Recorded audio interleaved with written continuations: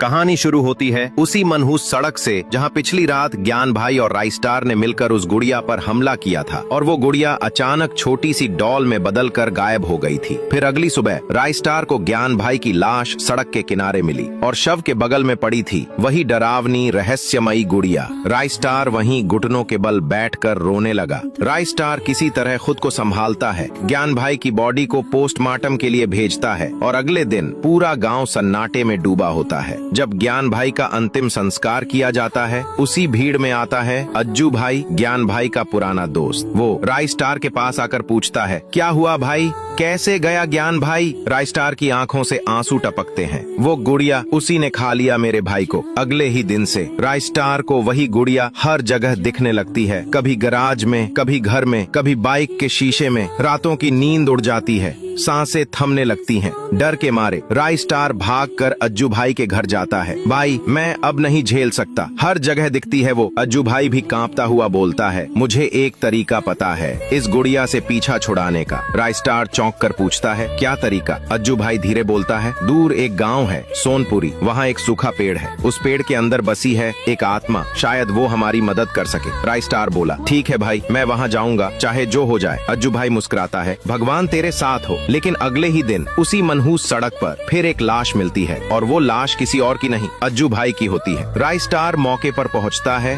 आंखें नम। जिससे भी मैं बात करता हूँ वो मर जाता है, उसकी आत्मा बिखर जाती है। उसी रात गांव में हर गली, हर दरवाजे, हर खिड़की पर वही गुड़िया दिखने लगती है। राइस्टार अपनी खिड़की से सुनता है फिर वही डरावना गाना। अब फैसला हो चुका था। अगली सुबह राइस्टार अकेले निकल पड़ता है सोनपुरी गांव की ओर। सूरज ढलने से पहले वो गांव पहुंचता है।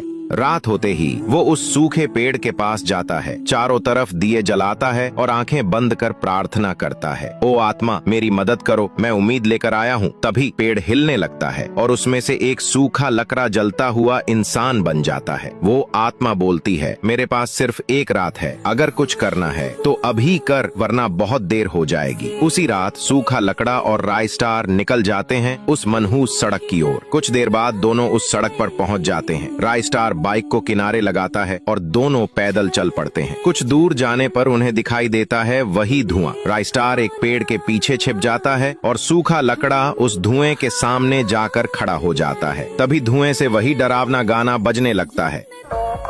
सूखा लकड़ा उस धुएं के अंदर चला जाता है और कुछ देर बाद वो गाना बजना बंद हो जाता है। राइस्टार उठकर धुएं के अंदर जाता है और जब धुआं हटता है तो वहां होती है गुड़िया की लाश।